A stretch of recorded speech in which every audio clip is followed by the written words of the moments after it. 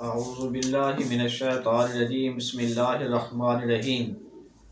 برادران اسلام، آج ہم ضیاء النبی شریف کا 110 نمبر درس شروع کر رہے ہیں۔ آج کے درس کے اندر ہم آپ کے سامنے بیعت عقبہ ثانیہ کے بارے میں گفتگو کریں گے۔ حضرات محترم، پیچھے ہم نے آپ کے سامنے بیان کیا تھا کہ گزشتہ سال بنو خزرج کے 12 آدمیوں نے اسلام قبول کیا تھا۔ اللہ کے محبوب کریم علیہ الصلوۃ والسلام کی بارگاہ میں حاضر ہو کر اسلام قبول کرنے کے بعد جب وہ وطن واپس لوٹے تو حضور نبی رحمت صلی اللہ تعالی علیہ وآلہ وسلم نے حضرت مصعب بن عمیر کو ان کے ہمراہ روانہ کیا تاکہ وہاں کے باشندوں کو اسلام قبول کرنے کی وہ دعوت پیش کریں، اور جو لوگ اسلام قبول کر لیں انہیں قرآن کریم کی تعلیم دے اور اسلام کے بنیادی مسائل سے ان کو آگاہ کریں۔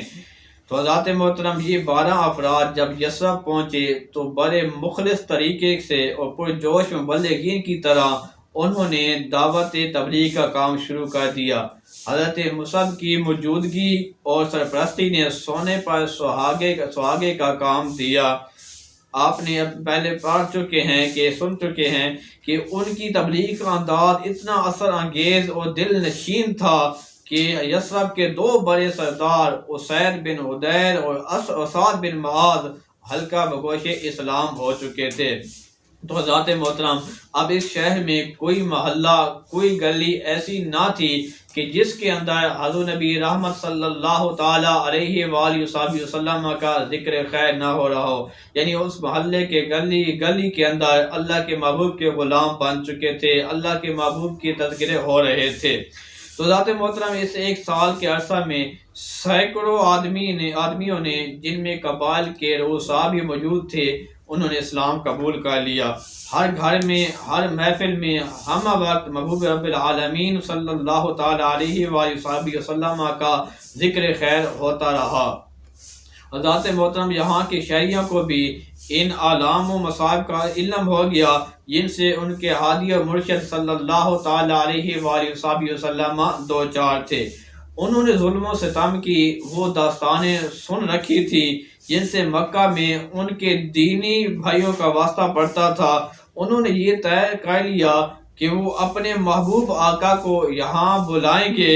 اور اہل مکہ نے ان کی راہ میں جو کانٹے بچھائے ہیں وہ کانٹے وہ اٹھا لیں گے، اپنی پلکوں سے چن لیں گے انہیں۔ تو ذات محترم، ان کے بجائے اپنے رہبر کے قدموں کے نیچے محبت و عقیدت کے پھولوں کی تازہ پتیاں وہ بچھائیں گے۔ وہ زندہ بھی ہوں اور ان کے دینی بھائیوں پر ظلم و تشدد کے پہاڑ توڑے جا رہے ہوں، یہ بات ان کے لیے ناقابل برداشت تھی۔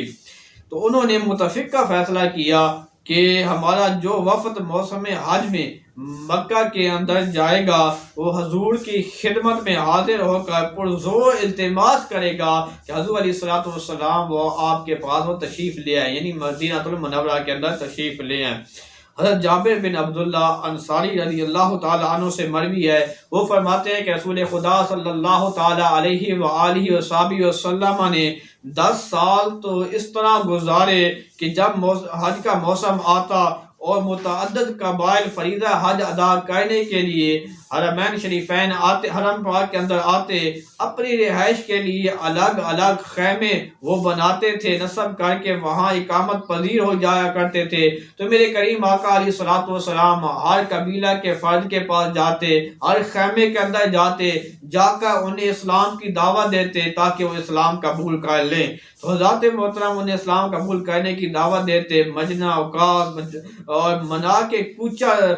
اور بازار کے اندر حضور علیہ الصلوۃ والسلام نے تبلیغ کا کام جاری رکھا، یہاں تک کہ دعوت قبول کرنے کی ان کو توفیق نصیب نہ ہوئی، اور حتیٰ کہ قبیلہ مدر کے لوگ اور یمن کے باشندے جب حج کے ارادے سے اپنے گھروں سے روانہ ہوتے تو ان کے بڑے بوڑھے ان کو یہ نصیحت کرتے کہ وہاں ایک ایسا شخص آیا ہوا ہے جو اپنے جادو کے اثر سے لوگوں کو اپنے باپ دادا کے دین سے دور کر دیتا ہے، خبردار اس سے بچ کر رہنا۔ یعنی وہ ان کو اس طرح کی باتیں کہا کرتے تھے۔ تو ذات محترم فرماتے ہیں کہ تمہیں اپنے آبائی مذہب سے برگشتہ کر دے۔ تو اس طرح کے لوگ حضور علیہ الصلوۃ والسلام کے بارے میں وہ باتیں کیا کرتے تھے۔ وہ فرماتے ہیں کہ ہم مشورہ کے لیے اکٹھے ہوئے اور ہم نے کہا کہ کب تک اللہ اور اس کے پیارے رسول صلی اللہ تعالی علیہ وآلہ وسلم کو مکہ کے پہاڑوں میں لرزاں و ترساں حالت میں گھومتے ہوئے دیکھتے رہیں گے۔ یعنی ہم اللہ کے پیارے رسول کو اس طرح کب تک دیکھتے رہیں گے؟ اللہ کے دین کے ساتھ جو مذاق بنایا جا رہا ہے ہم اس کو کس طرح برداشت کرتے رہیں گے؟ کب تک؟ اور کوئی قدم نہ اٹھائیں گے۔ چنانچہ اس سال ہم میں سے 70 آدمی مکہ روانہ ہوئے اور حضور کی خدمت بے شرط باریابی حاصل کیا۔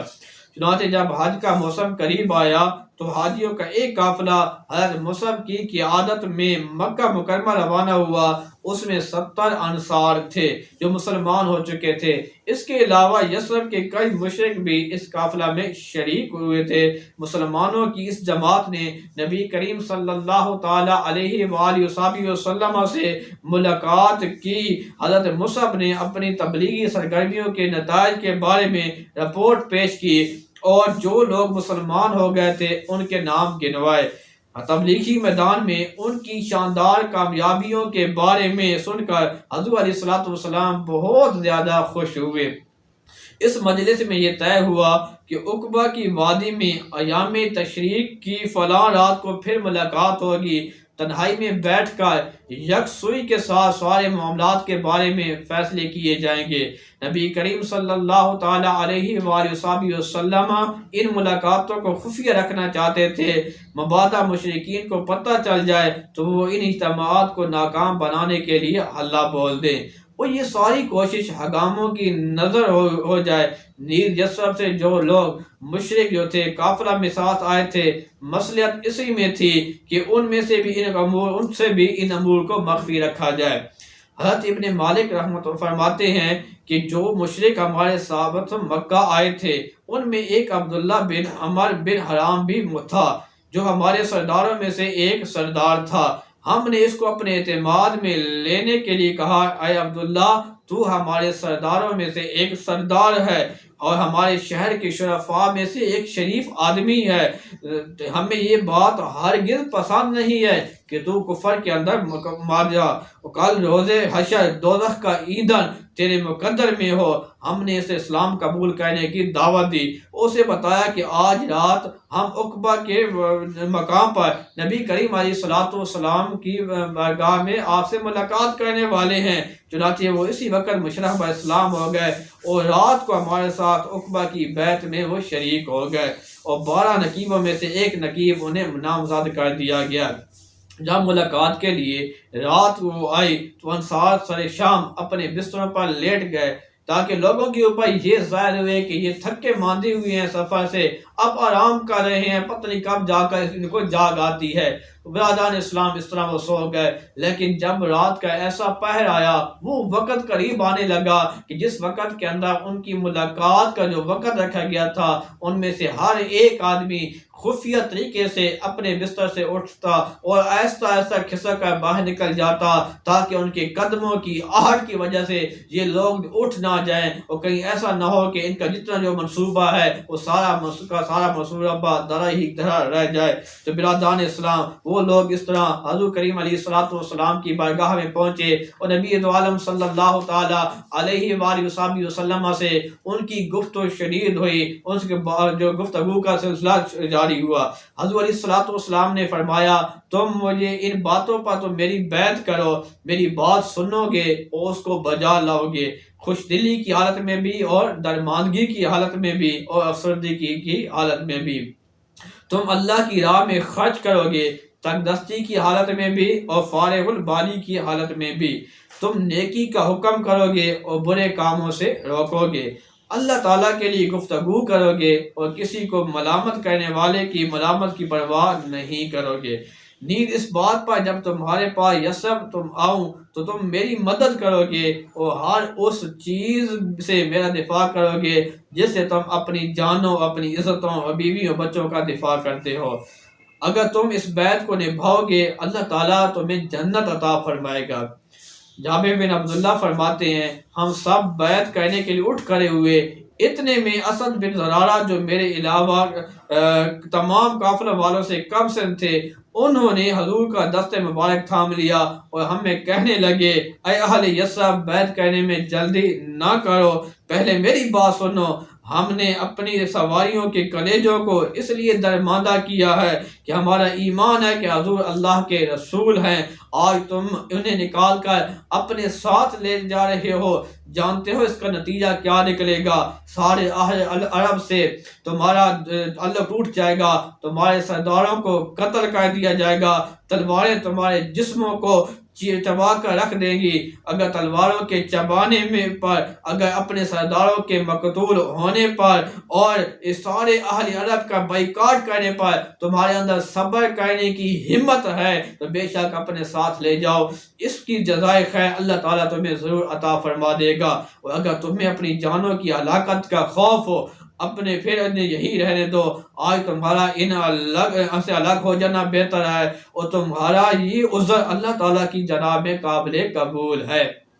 ان کے دوسرے ساتھیوں کی اس بے ضرورت نصیحت سے بڑی کوفت ہوئی، انہوں نے جھجلا کر کہا اسد اس واعظ کو رہنے دو، ہم یہ بیعت ضرور کریں گے اور جو معاہدہ کر رہے ہیں ہم اس کو کسی قیمت پہ نہیں توڑیں گے۔ چنانچہ سب نے ایک ایک کر کے سرکار دو عالم صلی اللہ تعالی علیہ وآلہ وسلم کی دست حق پرست کے اوپر بیعت کی۔ حضور ہم سے اپنی شرائط کے مطابق بیعت لیتے جاتے تھے اور ہمیں جنت عطا فرماتے جاتے تھے۔ ابن اسحاق کی روایت ہے کہ اس رات بیعت کرنے والوں کی تعداد 73 تھی اور ان 73 مردوں کے علاوہ یعنی کہ ان 73 مردوں کے علاوہ 2 خواتین بھی تھی جن نے یہ شرف نصیب ہوا۔ ایک کا نام ام عمارہ تھا اور دوسری کا نام اسماء بنت عمر تھا۔ حضرت محترم ابن اسحاق نے ان تمام خوش نصیبوں لوگوں کے نام تاریخ کیے جنہوں نے اس تاریخی بیعت میں شرکت کی۔ علامہ ابن کثیر نے ان سعادت مندوں کے نام ذکر کیے، نیز لکھا ہے کہ ان میں 11 آدمی قبیلہ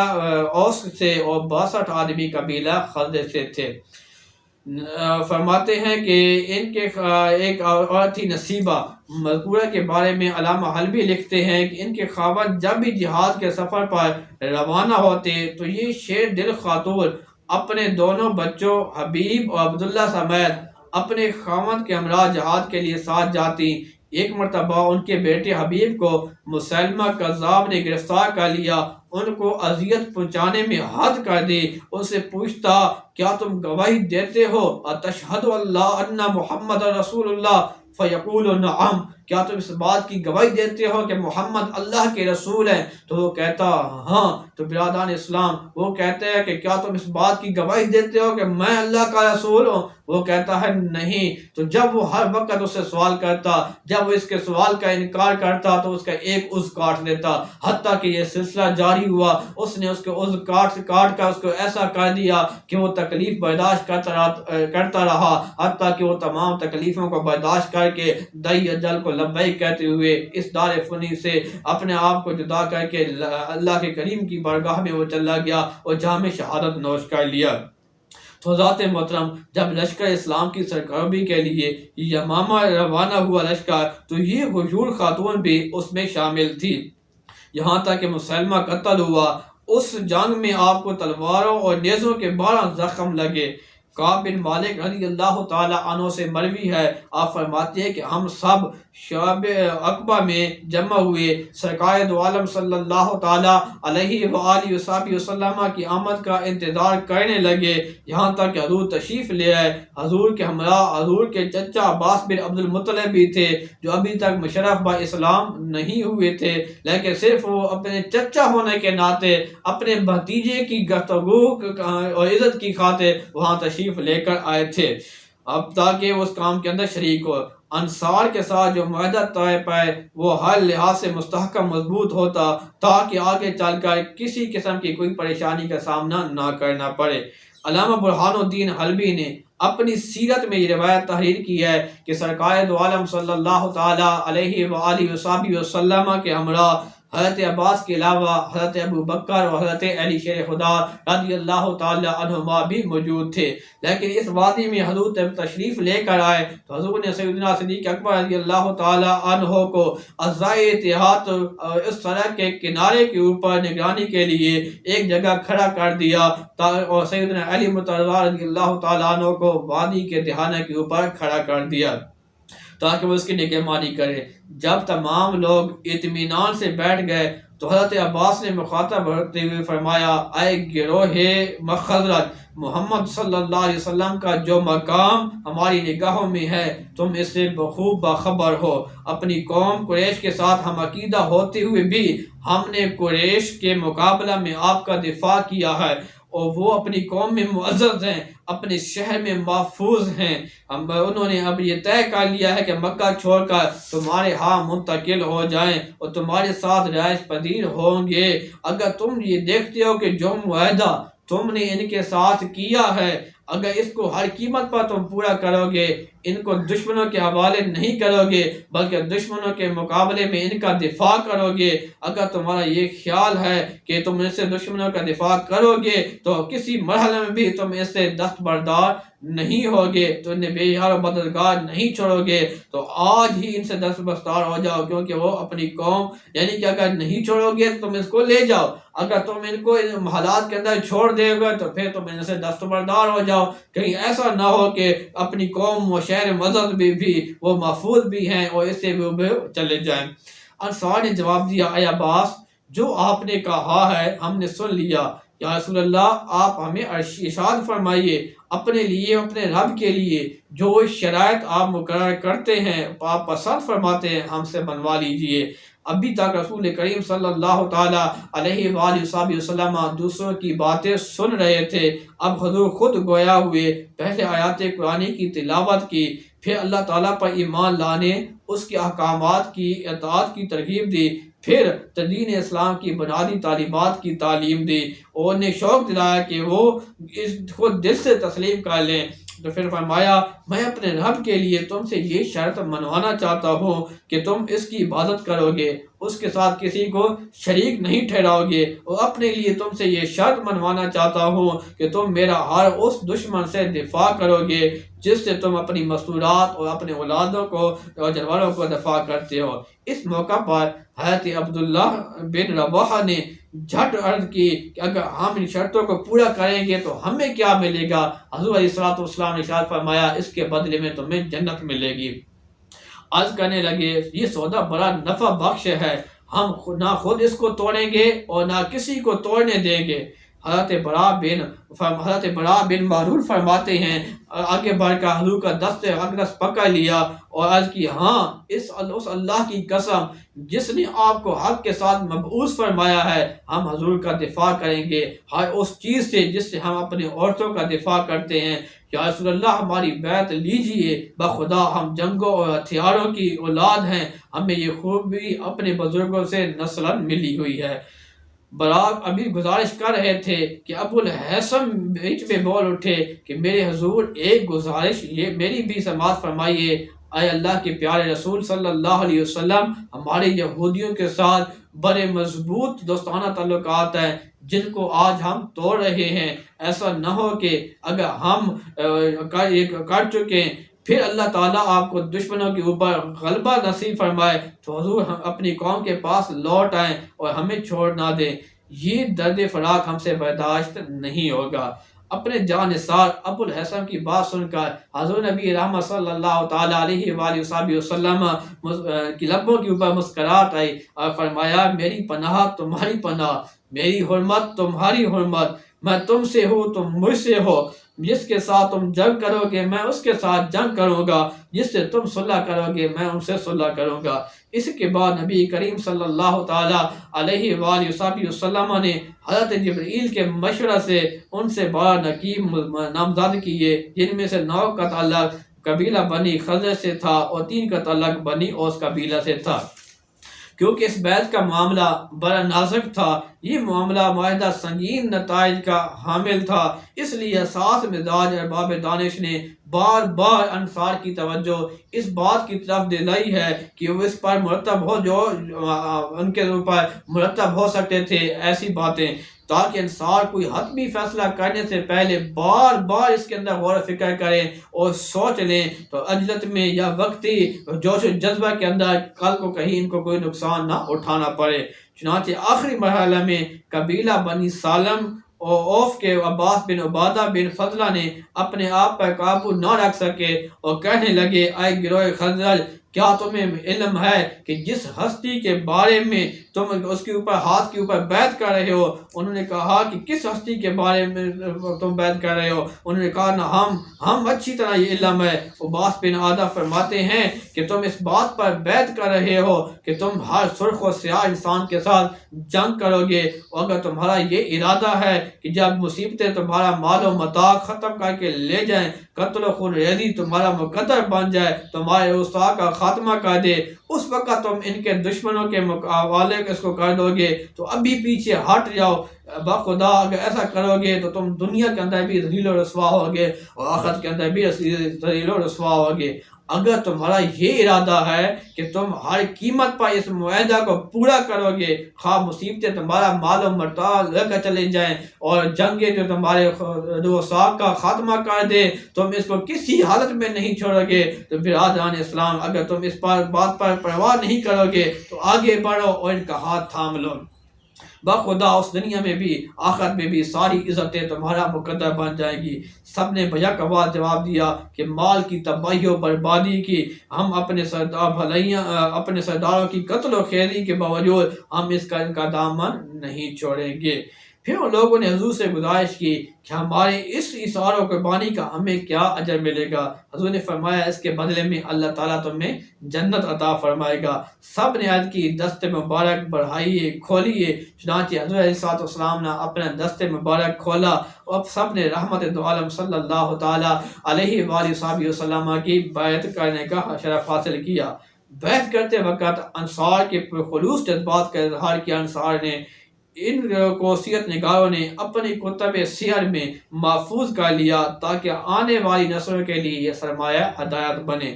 سیرت حلبیہ سے چند انصار کے جذبات، اثار و وفا کو یہاں ہم آپ کے سامنے بیان کرنا سمجھتے ہیں، اس کو سعادت مند سمجھتے ہیں۔ بیعت کرتے ہوئے ابو الحسن نے عرض کی، یا رسول اللہ صلی اللہ علیہ وسلم، ہم اس بات پر حضور کی بیعت میں کرتا ہوں جس پر بنی اسرائیل کے 12 نقیبوں نے حضرت موسیٰ علیہ السلام کی بیعت کی تھی۔ عبداللہ بن رواحہ نے عرض کی، یا رسول اللہ صلی اللہ علیہ وسلم، میں اس بات پر آپ کی بیعت کرتا ہوں جس پر 12 حواریوں نے حضرت عیسیٰ علیہ السلام کی بیعت کی تھی۔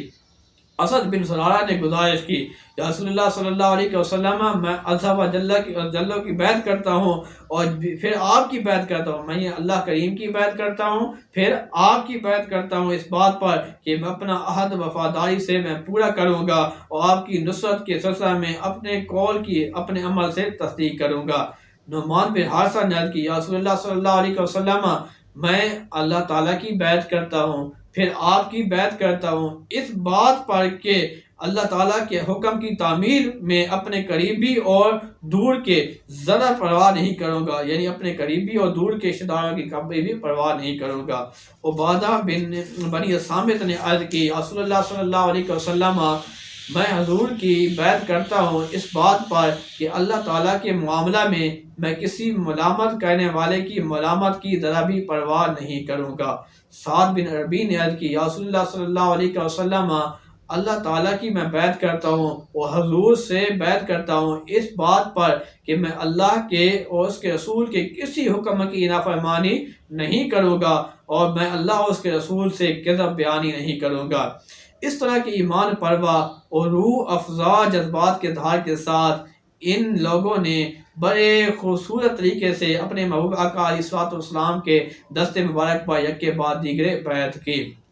یہ وہ بیعت ہے جسے تاریخ اسلام میں بیعت عقبہ ثانیہ کا نام دیا جاتا ہے۔ یہ وہ بیت ہے جب اسلام اور اہل اسلام کی بے بسی کا تاریخ دور اختتام پذیر ہو رہا ہے، اور ایک ایسی روشن صبح طلوع ہو رہی ہے جس نے نہ صرف ان خوش نصیبوں کے مقدروں کو تابناک کر دیا ہے بلکہ خفتہ بخت انسانیت کو بھی بیدار کر کے ان کی ابدی نظمتوں اور لازوال رفتوں کی طرف مصروف پرواز کر دیا، ان کو جن کا پہلے تصور بھی نہیں کیا جا سکتا تھا۔ لاکھوں رحمتیں ہوں انصار پر جنہوں نے اس وعدہ کی افاع میں اپنا سب کچھ نچھاور کر دیا، اسلام کے پرچم کو کبھی بھی سرنگو نہیں ہونے دیا۔ کروڑوں درود و سلام ہو اس ہادی برحق صلی اللہ تعالیٰ علیہ وآلہ وسلم پر جس نے اپنے دل آویزیوں، جمال آرائیوں اور غریب نوازیوں سے ایک مبارک انقلاب کا آغاز بھی کر دیا اور اسے معراج کمال تک بھی پہنچا دیا۔ صلی اللہ تعالیٰ علیہ وعلیٰ آلہ وصحابہ من المہاجرین الصابرین والانصار الاخیار وبارک وسلم صلی اللہ تعالیٰ علیہ ویا علم الہدا محن مشتاق الی مسواکا۔ اللہ کریم کی بارگاہ میں دعا ہے جو کچھ ہم نے آپ کے سامنے بیان کیا ہے، اللہ تعالیٰ اس حقیقت کو سمجھ کر ہمیں بھی اللہ کے نبی کے ان غلاموں کی طرح ثابت قدم رہنے کی توفیق عطا فرمائے، جس طرح انہوں نے اللہ کے نبی کے دست اقدس کے اوپر جن امور کے اوپر بیعت کی تھی، اللہ کریم ہمیں بھی ان کے پر کار بند رہنے کی توفیق عطا فرمائے۔ وآخر دعوانا الحمد للہ رب العالمین۔